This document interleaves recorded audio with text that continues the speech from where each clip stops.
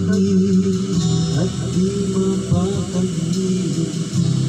Aking nakaraan, inumuni-muni, di lubos maisip, bakit nagkalayo?